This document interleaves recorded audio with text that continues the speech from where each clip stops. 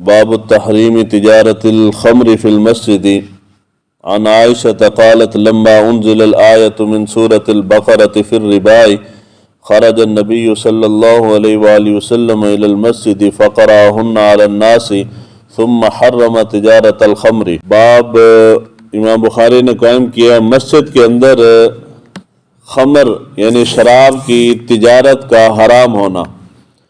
اس کے تحت روایت ہے ام المومنین حضرت عائشہ صدیقہ سلام اللہ علیہ، آپ روایت کرتی ہیں کہ سورہ بقرہ کی جب آیات نازل ہوئیں ربا کے متعلق یعنی سود کے متعلق، تو اس وقت حضور نبی اکرم صلی اللہ علیہ وآلہ وسلم مسجد کے اندر نکلے لوگوں کی طرف، اور آپ نے شراب کی تجارت جو ہے اس کو حرام قرار دے دیا، یعنی شراب کی خرید و فروخت کو حرام قرار دے دیا۔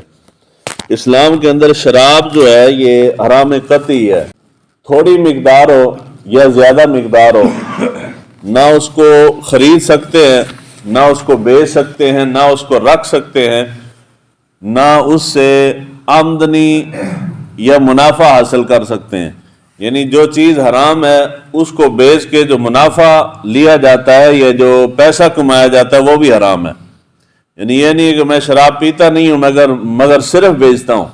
یورپ کے اندر جو مسلمان رہتے ہیں، بہت سارے مسلمان اس کام کے اندر ان کا یہ روزگار ہے۔ وہ کہتے ہیں جی اب کیا کریں، جی مجبوری ہے، جی ہاں ہم پیتے تو نہیں ہیں لیکن فروخت کرتے ہیں۔ تو فروخت کرنا یا پینا دونوں برابر ہیں، نہ اس کو بیچ سکتے ہیں نہ اس کو پی سکتے ہیں۔ جس طرح پینا حرام ہے اسی طرح بیچنا بھی حرام ہے۔ اس سے حاصل ہونے والی آمدن جو ہے وہ بھی اسی طرح حرام ہے جس طرح شراب بذات خود حرام ہے۔ یہاں پہ پہلے جو سمجھنے والی بات ہے وہ ہے کہ شراب اصل میں حقیقت میں ہے کیا۔ شراب کہتے ہیں انگور کے کچے شیرے کو، پک جائے نہیں، کچا شیرہ جو ہے اس کو شراب کہتے ہیں، خمر کہتے ہیں۔ خمر اس شیرے کو کہتے ہیں جو انگوروں کا بنا ہوا ہوتا ہے۔ اس کے علاوہ 3 شرابیں اور ہیں۔ مسئلہ سمجھیں گے تو آگے جا کے جو میں چیز بیان کروں گا وہاں پہ پھر آپ کو بہت سارے سوالات کھڑے ہو جائیں گے۔ اس کو سمجھنے سے پہلے یہ سمجھنا ضروری ہے کہ شراب حقیقت میں کیا ہے۔ اس کے بعد 3 مشروبات اور ہیں، ان میں ایک ہے انگور کا شیرہ جو پکنے کے بعد 2/3 1/3 رہ جائے۔ دوسرے نمبر پہ ہے کھجور کا کچا شیرہ، ایسا شیرہ جس کے اندر پڑے پڑے جھاگ آ جاتی ہے، زیادہ دیر رکھیں گے تو جھاگ آ جائے گی۔ تیسرے نمبر پہ ہے کشمش کا، میوہ جرا چاولیں ہی سٹنے ہیں، اس کا کچا شیرہ، اتنی دیر اس کو رکھا جائے کہ اس کے اندر جھاگ آ جائے۔ پہلا جو خمر ہے حرام قطعی ہے، یعنی قرآن مجید سے احادیث صحیحہ سے حرام ہے۔ اور اس کے بعد جو 3 مشروبات ہیں، یہ تینوں مشروبات بھی حرام ہیں مگر یہ حرام ظنی ہے۔ قطعی اور ظنی اس کی بات مسلم شریف کے اندر بھی تفصیل سے گزری ہے، اور یہ درس جو ہمارا شروع ہوا تھا بخاری کا اس کے اندر بھی ابتدا میں تفصیل کے ساتھ گزر چکا ہے۔ یہ تینوں مشروبات جو ہیں یہ ظنی طور پہ حرام ہیں، اور خمر جو ہے یہ قطعی طور پہ حرام ہے۔ 3 مشروبات حرام تو ہیں مگر حرام ظنی ہے۔ یہ حرام کس وقت ہے؟ اسلام کے اندر کوئی بھی چیز جو انسان کو نشہ دے وہ حرام ہے، چاہے وہ شراب ہو یا یہ جو 3 مشروبات میں نے کہے ہیں، ان 3 مشروبات میں سے کوئی مشروب ہو یا ان تینوں کے علاوہ کوئی مشروب ہو۔ مثال ہے بھنگ پیس کے وہ انسان پیتا نہیں ہے یا پکوڑے کھا لیتا ہے، یا کوئی ایسا اور پھل یا کوئی ایسی چیز یا کوئی ایسا مشروب پی لیتا ہے جس سے انسان کو نشہ آتا ہے، تو نشہ اسلام کے اندر حرام ہے۔ کوئی بھی چیز جو نشہ دے گی وہ بھی حرام ہے۔ لیکن فرق یہ ہے کہ خمر جو ہے یہ حرام قطعی ہے، یعنی اس کی کم مقدار بھی حرام ہے، زیادہ مقدار بھی حرام ہے۔ اس کے علاوہ جو دوسری شرابیں ہیں وہ اتنی مقدار میں تو حرام ہے کہ جب وہ انسان کو نشہ دیں، اگر وہ اس مقدار سے کم ہے تو پھر وہ حرام نہیں ہے، وہ نجس بھی نہیں ہے۔ اس کی ایک مثال سمجھا رہا ہوں۔ آپ باہر سے بھنگ لیتے ہیں، بھنگ کی مثال اس لیے دینا کہ عام ہے بالکل۔ آپ بھنگ لیتے ہیں، بھنگ سے اگر انسان کو نشہ آ جائے تو وہ حرام ہے، کیوں؟ اس لیے کہ اسلام کے اندر نشہ کرنا حرام ہے. لیکن کیا وہ بھنگ کا مشروب اگر ہمارے کپڑوں پہ لگ جاتا ہے تو وہ پلیت نہیں ہے، نجس نہیں ہے؟ اسی طرح ہیروئن ہے یا افیون ہے، اس طرح کی جو چیزیں اور نشہ دینے والی ہیں، وہ اگر ہمارے جسم پہ لگ جاتی ہیں کپڑے پلیت نہیں ہوتے. لیکن اگر اس سے نشہ آ جاتا ہے، انسان کھاتا ہے اتنی مقدار میں کہ اس سے نشہ آ جائے تو وہ حرام ہے. خمر جو ہے یہ حرام قطعی ہے. اگر اس کا ایک قطرہ ہمارے کپڑوں پہ لگتا ہے، جسم پہ لگتا ہے، تو اس سے ہم نماز نہیں پڑھ سکیں گے، ہمیں اس کو دھونا پڑے گا. اس کے علاوہ جو دوسری شرابیں ہیں یا دوسری وہ اشیاء جو نشہ دیتی ہیں، وہ اگر جسم پہ لگ جائیں تو اس سے کپڑے خراب نہیں ہوں گے، اس سے انسان نماز پڑھ سکتا ہے. اس کی دوسری مثال ہے یہ سمت باؤنڈ کی.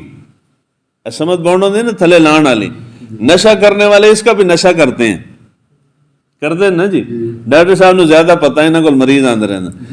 تیسرے نمبر پہ یہ جو سعودی عرب یا عرب ممالک کے اندر نشہ کرتے ہیں، شراب کے عادی ہیں، وہاں شراب آرام سے دستیاب نہیں ہوتی تو وہ کیا کرتے ہیں، یہ پرفیوم پیتے ہیں، سینٹ لانے والا وہ پیندے نے. اب سینٹ کپڑوں پہ لگاتے ہیں تو کپڑے پلیت نہیں ہوتے، مگر وہی پی کے اگر نشہ آ جاتا ہے تو حرام ہے. مسئلہ سمجھ آیا جی؟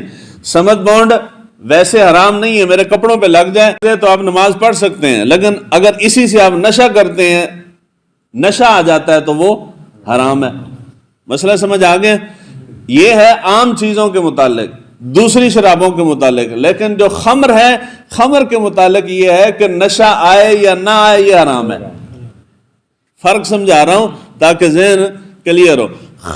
خمر کا حکم اور ہے. خمر کے علاوہ جو دوسری تین شرابیں ہیں جو میں نے ذکر کی ہیں، انگور کا پکا شیرہ، کھجور کا پکا شیرہ اور کشمش کا کچا شیرہ، یہ شرابیں لگ جائیں یا کوئی اور نشہ آور چیز جسم پہ لگ جائے یا اتنی مقدار میں انسان استعمال کرے جس سے انسان کو نشہ نہ آئے تو وہ جائز ہے. تو فقہا مسائل کی چھوٹی چھوٹی جزیات کے اوپر بحث کرتے ہیں یا بالکل باریکی سے گفتگو کرتے ہیں، اسی سے بہت ساری امت کے لیے آسانیاں نکل آتی ہیں. جب ہم نے یہ کہا کہ کھجور اس کا انگور کا جو شیرہ ہے کچا شیرہ، اس کچے شیرے کے علاوہ جو باقی شرابیں ہیں ان کی قلیل مقدار یعنی تھوڑی مقدار، اتنی تھوڑی جس سے انسان کو نشہ نہیں آتا، وہ جائز ہیں. اتنی باریکی میں جانے کی ضرورت کیا ہے؟ ضرورت اس لیے ہے کہ یہ شراب جو ہے ہماری دوائیوں کے اندر، ہومیوپیتھک کے اندر بہت زیادہ استعمال ہوتی ہے، اور ہومیوپیتھک کے علاوہ ایلوپیتھی کے اندر بھی بہت زیادہ استعمال ہوتی ہے. اور ایلوپیتھی کے اندر سب سے زیادہ یہ انجیکشن لگانے سے پہلے وہ جو لگاتے ہیں اوپر، ہاں اسپرٹ، اور اسپرٹ جو ہے وہ بھی الکوہول ہی ہے. آپ پرفیوم لگاتے ہیں اس کے اندر بھی الکوہول ہے.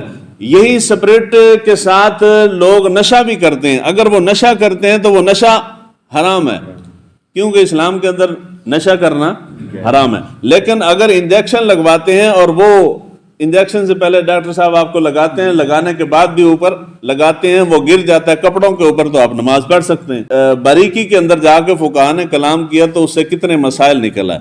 تو یہ سوال ہمیشہ کھڑا رہتا ہے کہ جی پرفیوم اگر ہم نے بازار سے لے کے لگایا ہے، اس کے اوپر پیچھے اس کے اجزاء لکھے ہوتے ہیں، اس کے اندر کون کون سی چیزیں ہیں. تو آپ پرفیوم اٹھائیں گے سب سے پہلے الکوہول لکھا ہوتا ہے.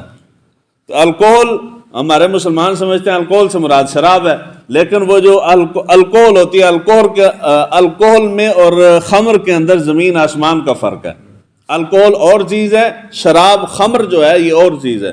تو جن اشیاء کے اندر، جن دوائیوں کے اندر یا جن چیزوں کے اندر، کاسمیٹکس کے اندر یا دوائیوں کے اندر الکوہول پائی جاتی ہے وہ جائز ہے، چاہے وہ پرفیوم ہو، سینٹ ہو، سپرے ہو، باڈی سپرے ہو، کوئی بھی ہو، یا دوائیوں کے اندر استعمال کی جاتی ہے. بہت زیادہ تعداد میں یہ کھانسی والے شربت کے اندر ہوتی ہے. جو ابتدائی نشہ کرنے والے ہیں ان کے پاس زیادہ وسائل نہ ہو تو کھانسی کا شربت بھی ہو زیادہ پیتے ہیں. ہاں، وہ کیوں پیتے ہیں؟ کہ اس سے نشہ آتا ہے. ویسے ہم پیئیں گے تو وہ ہمارے لیے جائز ہے، ہم ضرورت کے تحت پی رہے ہیں، ہم بیماری کی دوا کے طور پہ پی رہے ہیں. اگر کوئی اتنی مقدار میں وہ کھانسی کا شربت ہی پیتا ہے کہ جس سے اس کو نشہ آ جاتا ہے تو وہ اس کے لیے حرام ہے. ہمارے لیے جائز ہے، اس کے لیے حرام ہے. کیوں؟ ہم نے تھوڑی مقدار میں پی ہے، اس نے زیادہ مقدار. تو اتنی مقدار میں پینا جس سے انسان کو نشہ آ جائے وہ چیز جائز نہیں ہے۔ اسی طرح یہ دوائیاں بھی ساری ہو گئیں، پرفیوم، سینٹ وغیرہ ہر چیز ہوگی۔ الکوہل لکھا ہو تو الکوہل سے مراد جو ہے وہ خمر نہیں ہوتا۔ امام اعظم ابو حنیفہ رضی اللہ تعالیٰ عنہ نے خمر کی تعریف بیان کی ہے کہ خمر کی تعریف جو ہے وہ کچے شیرے کو، انگور کے کچے شیرے کو کہتے ہیں۔ اس کے علاوہ جو اگر انگور کا پکا ہوا شیرہ ہے یا دوسری اشیاء کا، کشمش کا یا کھجور کا یا جو کا یا دلیے کا یا جوار کا یا اور کسی چیز کا پکا ہوا شیرہ ہے تو اس کی قلیل مقدار جو ہے وہ جائز ہے، حرام نہیں ہے، اور وہ اگر جسم پہ لگ جائے تو نجاست خفیفہ ہے، غلیظہ نہیں ہے۔ یہ قول جو ہے امام محمد ہیں، امام اعظم ابو حنیفہ کے شاگرد، ان کی کتاب ہے الجامع الصغیر، اس کے اندر یہ صرف عبارت لکھی ہے، اس کی تشریح جو ہے وہ ہدایہ کے اندر ہے۔ تو جتنے لوگ امام صاحب کے اوپر، فقہ حنفی کے اوپر اعتراض کرتے ہیں، وہ کہتے ہیں کہ جی دیکھو تمہارے امام نے ساری شرابیں جو ہیں وہ حلال کر دی ہیں۔ ہدایہ کے اندر صاحب ہدایہ نے لکھا ہے، انہوں نے جو تشریح کی ہے وہ تشریح غلط کی ہے، انہوں نے صاحب ہدایہ کی تشریح غلط ہے، جس سے وہ استدلال کرتے ہیں اور اعتراض کرتے ہیں۔ امام صاحب کا جو قول ہے وہ قول درست ہے، مگر اس کے اوپر بھی اعتراضات ہیں کہ الجامع الصغیر کے علاوہ یہ قول کہیں بھی اور کسی کتاب کے اندر نقل نہیں ہے۔ امام اعظم ابو حنیفہ نے شرابوں کو حلال نہیں کہا، لیکن یہ فرق ضرور کیا ہے، اس فرق سے امت کے لیے آسانیاں آئی ہیں۔ یہ امام اعظم ابو حنیفہ کے اوپر اعتراض کیا جاتا ہے، وہ اعتراض اس تشریح کی وجہ سے کیا جاتا ہے جو کہ تشریح کرنے والے نے غلط کی ہے۔ اس کی ایک مثال ہے، میں نے یہ قول نقل کی ہے، اگر حدیث مبارکہ بیان کی ہے، حدیث مبارکہ کی میں تشریح غلط کر دوں تو آپ اعتراض حدیث پہ نہ کریں، اعتراض تو مجھ پہ آئے گا۔